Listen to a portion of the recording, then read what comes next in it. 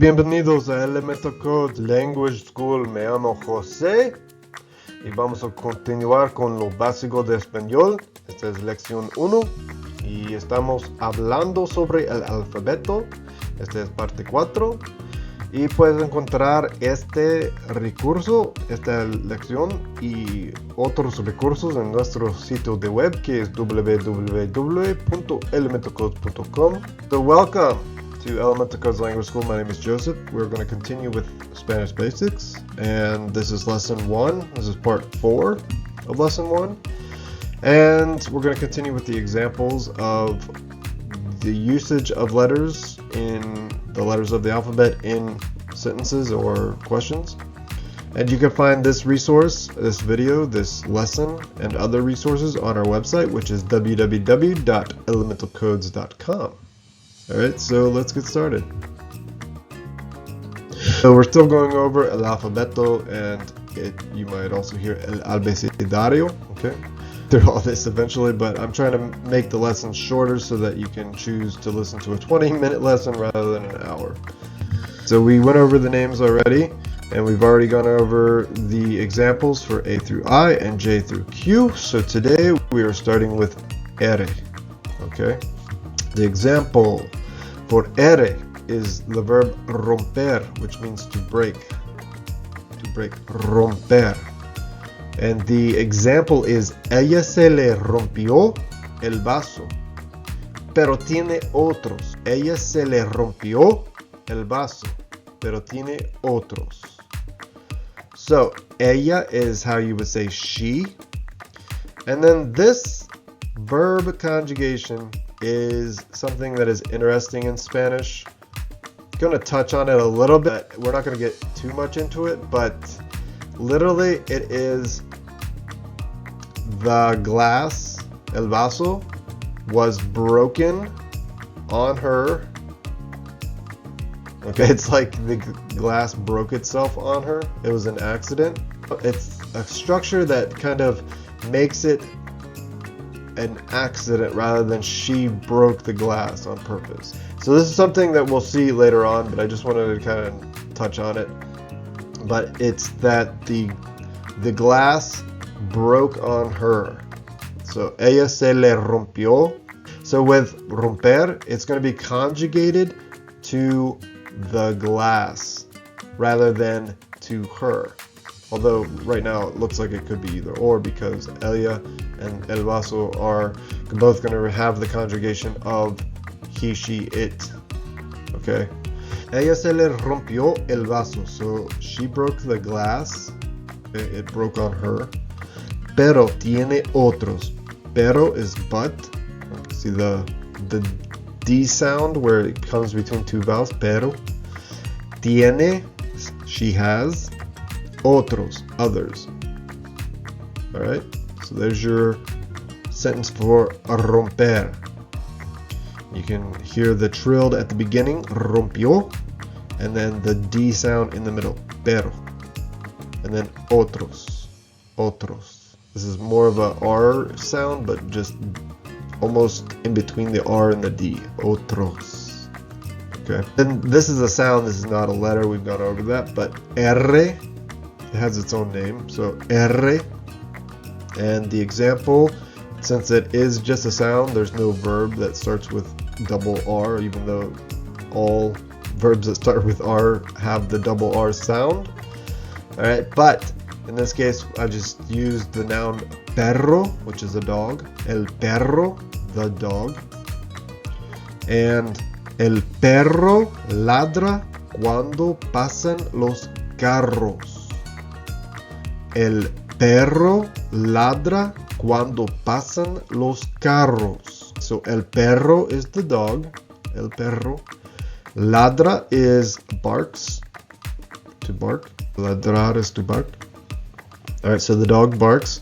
Cuando, when. Pasan, they pass. Los carros, the cars. So when the cars, they pass. When the cars pass. Alright, el perro, this is why you need to kind of learn your trilled R. because you have perro and then you have el perro. Alright, so perro is more of a D sound, whereas perro is a trilled R. But if I were to pronounce this as an American, perro and perro, then it's going to be very difficult for a native speaker, especially one that's never been in contact with English, to understand what you're saying.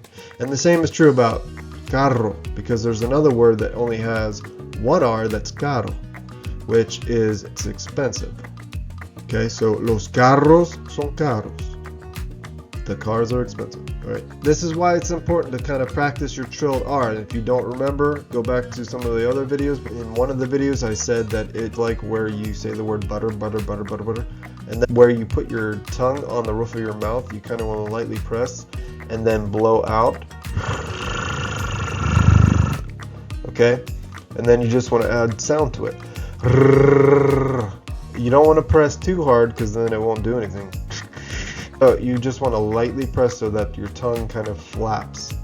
And that's how you can try to do your trilled R. And I would just practice when you're alone. That way you're not embarrassed. But, just practice working on it and until you get it. You can do it. I promise you can do it. It is possible. You have to believe that you can do it. You can't sit there and say, I can't do that. I can't roll my R's. Yes, you can. You can do it. I can guarantee you that you can. You just have to practice. Alright, now, ese.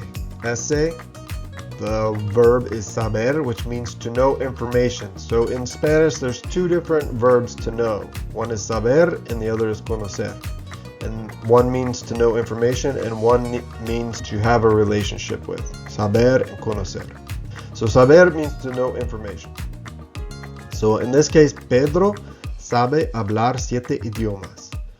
Pedro sabe hablar 7 idiomas. And whenever the knowing of languages, you don't need to have how, because Pedro sabe hablar.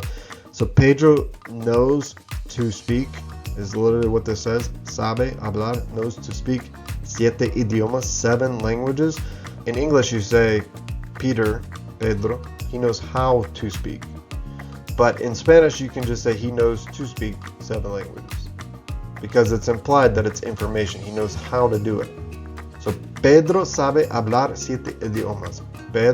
Peter, sabe, he knows, to speak, how to speak, hablar, 7 idiomas, languages.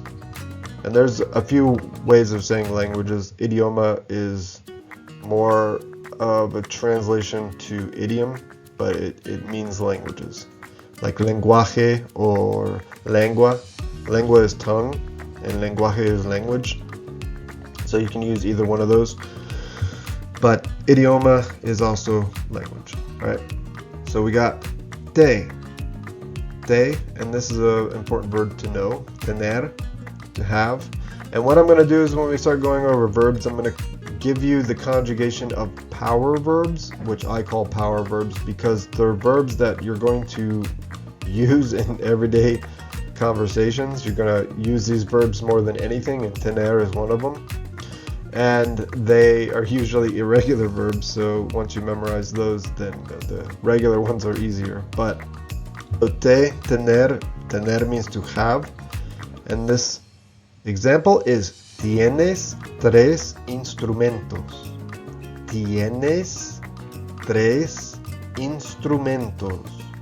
So tienes is how you would conjugate tener in the you form, the informal you.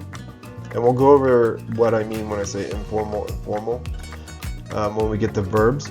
But tienes is the informal, the way you would conjugate a verb if you're familiar with the person, if you know them really well, they're younger than you, or like a member of your family. Tienes 3 instrumentos. It's exactly what it looks like. It's instruments. So you have 3 instruments. Tienes 3 instrumentos.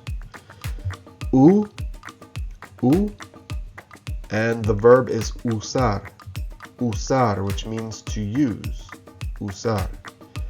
And here we have the example, which is puedes usar el celular si lo necesitas. Puedes usar el celular si lo necesitas. So literally, puedes is poder, which we learned is to be able to. So this is conjugated with, you see the S on the end. Generally, if you see an S, it's not necessarily always the case because we have vosotros in Spain, and we'll go over this when we go over verb conjugation. But if you see an S, usually an ES or an AS, it's going to be in the U form that's informal. That's the one that you would use with people that you know very well, people that you're friends with, your family, younger than you. Okay? We're going to go over all this in later videos, so don't worry about knowing all this. So puedes usar, so you are able to use. Puedes usar, you are able to use, usar, el celular. Now this is the cell phone, el celular, the cell phone. Si lo necesitas, see the S? Si lo necesitas, if you need it. So this seems like it's very generic. You're not adding possession. In English, you would say you can use my cell phone if you need it. In Spanish, they're not as possessive as English is. So a lot of times, like especially with like things like body parts, you're gonna just use the, like the hand. Like if I said my hand hurts, it's me duele la mano. Okay, so literally you're saying it's hurting me the hand. So they're not as possessive, but you're going to translate it as you can use my cell phone if you need it. Don't worry about memorizing this stuff. We're going to go over this multiple times until you remember it. I just want to introduce you to it as usual. I want to introduce you to the fact that these things happen when I see them, and then when it comes up again, it's a reminder. It's not just an introduction, it's a reminder. So, be, or ube, if you're in Spain, ube, be, and the verb is vivir, vivir. So notice it sounds like the B, vivir. It's not vivir, vivir, vivir, to live, okay, to live, like to be alive. All right, vivo cerca de un valle. Vivo cerca de un valle. So vivo is how you would say I live. Vivo. Cerca is near. Cerca de is near to or near of, literally, but it's near. Cerca de. Un is a. It's the masculine form of a. Un. Valle is a valley. So, vivo cerca de un valle is I live near a valley. Alright?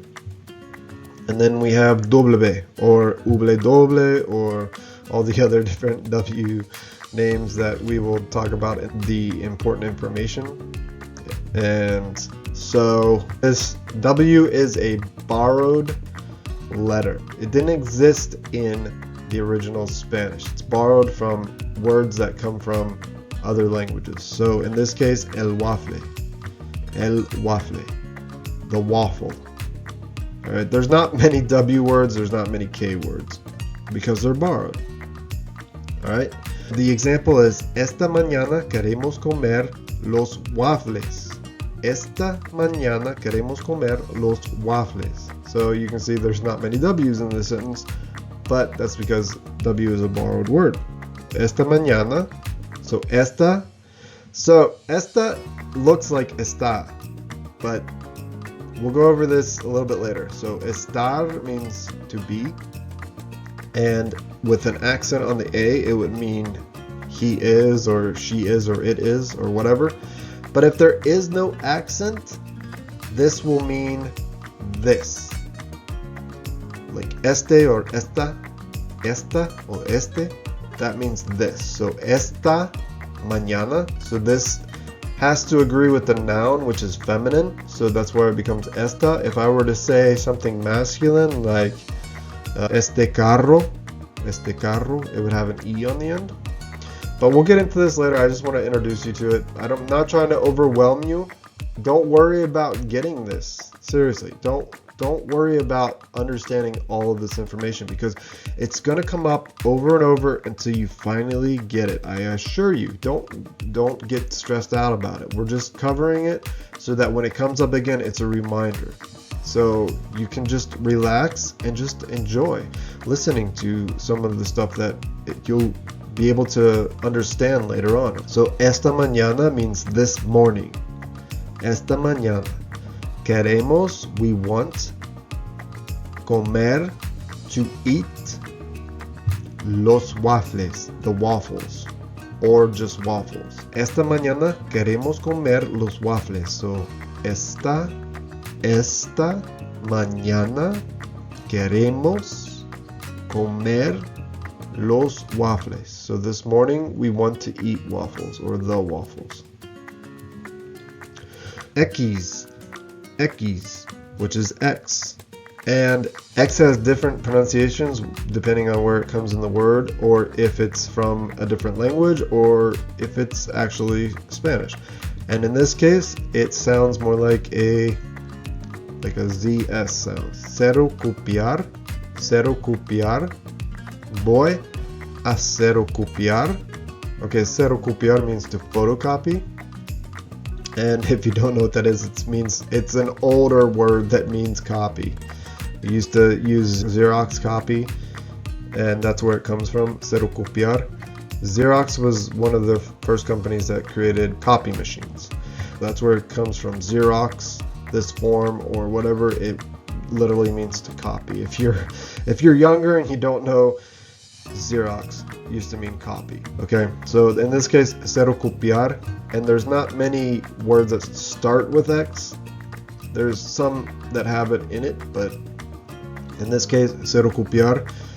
Voy a cero copiar estos formularios.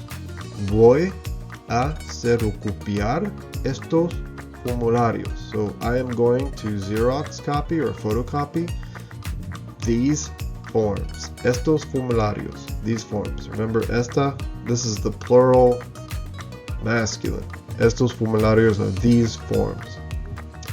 You can also just say copiar to copy, but I use Xerox copy or photocopy as an example just to have the X.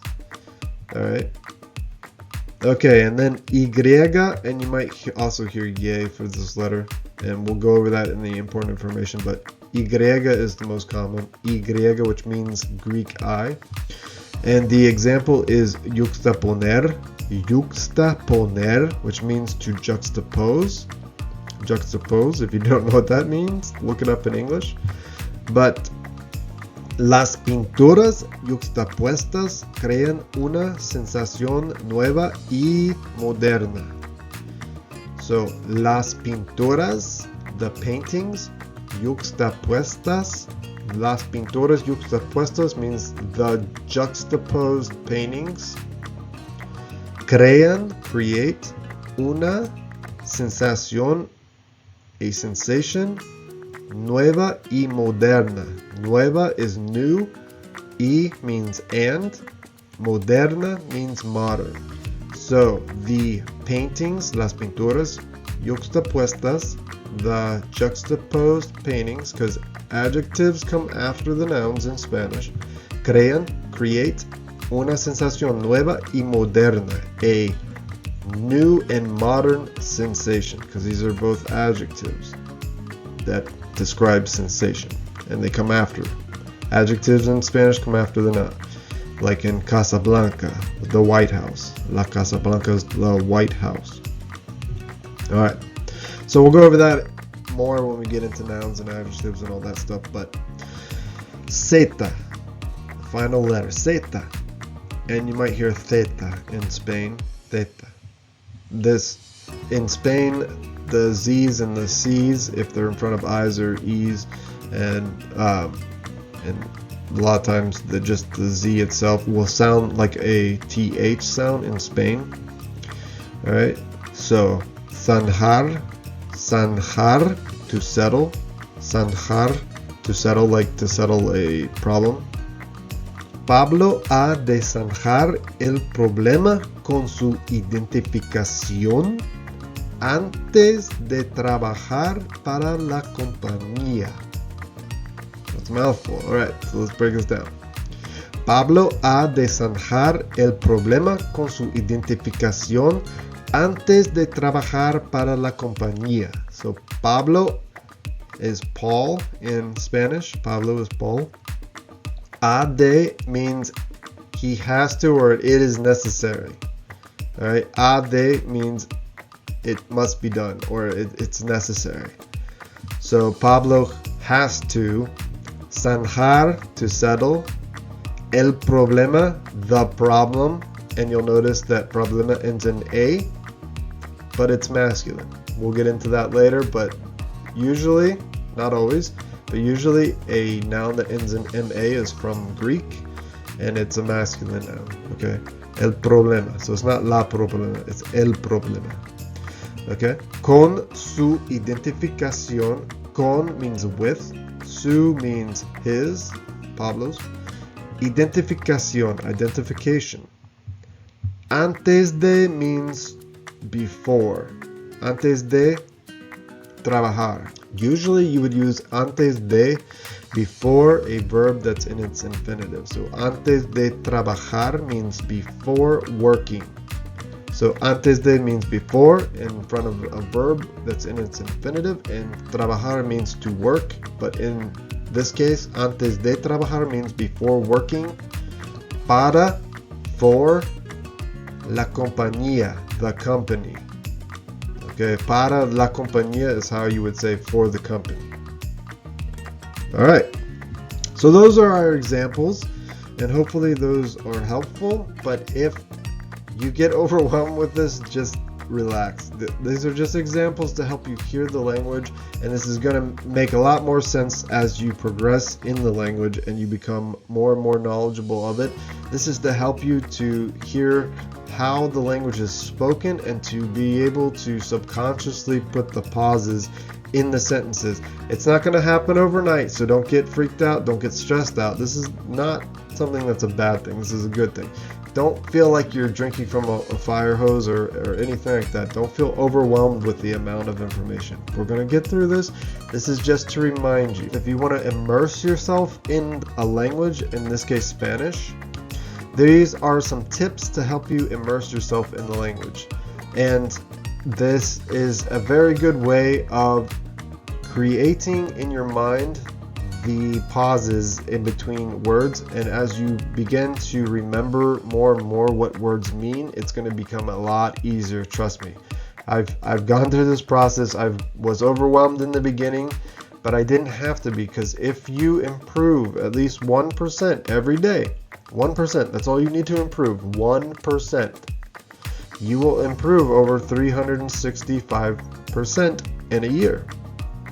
All right, so just break it down. There's a saying, how do you eat an elephant? One bite at a time. Okay. You don't eat an elephant because you don't eat elephants. But if you were to eat something that was big, you would eat it one bite at a time, right? So we just take it one day at a time, 1 hour at a time, 1 minute at a time, 1 second at a time. Just relax. Improvement doesn't happen instantly. It happens over a process of day after day doing the same types of behavior. Improvement doesn't happen overnight. It happens over and over and over as you progress and learn and become better in whatever it is that you're doing. So it's not going to happen overnight. You're getting stressed out over nothing. If you are getting stressed out, if you're relaxed, cool. Let's keep going. All right, but you want to read books or articles in Spanish and read it out loud. That'll help you to be able to create the pauses in between words. Get a journal or a notebook and write down words you don't know while saying them. Look them up and say them out loud. And you don't have to memorize. I don't want you to sit there and try to memorize stuff. Just use it, and when it comes up, if you forget it, look it up and remember it, and you might forget it again, but that's okay. When you forget it again, look it up again, and eventually it'll be something that is ingrained in your brain, and you will be able to remember it without having to look it up eventually. This is how our brains work. This is what I ended up doing last night, which was watching a show. Well, I watched the show in Spanish with Spanish subtitles, but you watch a show that you know well in English in Spanish with English subtitles, then you can watch it in English with Spanish subtitles, which I would reverse maybe, and then you can watch it in Spanish with Spanish subtitles when you know the show very well. And then take note of any of the words that you don't know. You don't have to write notes, but it's good to at least once in a while write down some stuff that you don't know. You can just listen to it though. It's gonna help you either way. Is if you listen to it and you actively listen to it and take notes, both are going to help you in different ways. All right, I wouldn't recommend putting your device in Spanish unless you have a decent understanding of the language and you know how to get your device out of Spanish if you have to. Listen to podcasts or books or lessons in Spanish. That's a good way to learn. I would recommend listening to books that you know well, that you know in English. What I usually do is I'll listen to the English version until I know it, then I'll listen to the Spanish, the Portuguese, the Italian, the French, etc. And then I don't have to necessarily be consciously listening all the time. I can just play it while I'm working, and it will eventually, I'll wake up to the fact that I'm listening to it, and then I'll listen for a little bit, and then I'll go start thinking about other stuff. It's okay. You can get distracted. It's not going to hurt you to get distracted. We get distracted all the time. So it's okay to be distracted even if you're listening to books. But I would recommend listening to them in the Spanish language without the English translation always going on, because it's better to immerse yourself in the language than it is to hear somebody say a phrase and then say the equivalent in a different language. That actually gets hyper annoying after a while. But you can use flashcards if you want, if it helps you. I mean, if you have time, you can use flashcards. There's also apps that you can create your own flashcards. You can download other people's flashcards like AnkiDroid, and I don't know, there's other apps. I can't remember what they are now. But make friends on social media. Be careful because there are some crazy people out there, but make sure that you kind of vet the person out before you actually give them any information. Luckily with today's technology you can block people, because I've had to do that. But make friends on social media with people that you can practice with, and teach someone who wants to learn English, if that's your native language or whatever your native language is. Teach somebody who wants to learn your native language if they will teach you Spanish. This is the best way to learn, because then you have somebody who is a native in that language and they can help you to address certain situations that may arise. Now, there's a lot of apps out there that have people that you can learn with, but what I find is that a lot of people will start to talk to you and they'll want you to talk to them in English, but they won't really talk to you in their native language. Sometimes this is not always the case. There's a lot of people though that this has happened quite a bit, and then eventually they'll just stop talking to you and you don't know where they went. It happens. Just kind of find somebody who is willing to talk to you. I've done this before. I've gotten busy and I've not responded to people. I need to actually respond to people today, but it is what it is. All right, join Facebook groups or subscribe to Spanish YouTube or Rumble. And I had Rumble in the last video, but I didn't copy it and I didn't change it. So get books in Spanish on topics that you love to learn, and if you can get bilingual books, that's good. If you can't, get the book in Spanish. And I underline in my books. I would not recommend necessarily that you underline if you don't know the language very well, because you're going to underline every single word. And I have books like that where I've underlined like practically the whole page, because it was the first novel that I ever read in Spanish. And it was like a $4 novel. I think it might be a little bit more now, but it's Antes de Ser Libre. It's a book by Julia Alvarez, I believe. I got it right here. This is what it looks like. This is actually a copy. I got this from school when I was in 105, Spanish 105, and It was actually the book from the previous 105 course, but I got it, but you can kind of see how I've underlined it. This is actually a good book. It's Julio Alvarez. It's Antes de Ser Libre, and it's a book about the Dominican Republic and when they had a dictator called Trujillo. And so this is one of the first novels that I've actually read all the way through, and it's a pretty good book. And you'll see some vocabulary there that they tend to use in the Dominican Republic. But yeah, it's definitely something that you should do, is to get a book and read it in the original language. It's a good thing to do. And then just enjoy the process. If you mess up, if you get frustrated, whatever, just take a deep breath, go get some tacos, go get some Mexican food or something, you know. Go get some churros. If you've never had a churro, get some churros. And eventually, what I'm wanting to do, so I want to interview one of my friends whose name is Renee, and he owns a taco truck, and then just opened up a little restaurant too, here in Marysville, Ohio, and it is the best food. He has the best fish tacos, tortas. He has like all these different things, and he makes awesome churros too. Making me hungry. But enjoy the process. Meet people like this, because I sit there and I go and I order food from Rene and I talk to him in Spanish, and he'll give me like free churros or free ice cream, and it's a beautiful thing to learn another language, especially when you can meet people from a different culture, and they will embrace you and just become your best friends. I can guarantee it, and you will just have an awesome relationship where you get free churros. I mean, come on, man.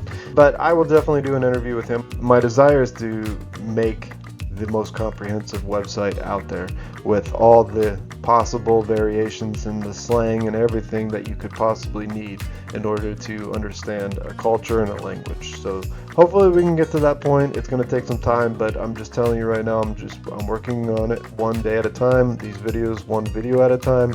In the next video, we'll get into the vowels, las vocales. So I'll see you in the next video. Hasta luego. Ciao, ciao.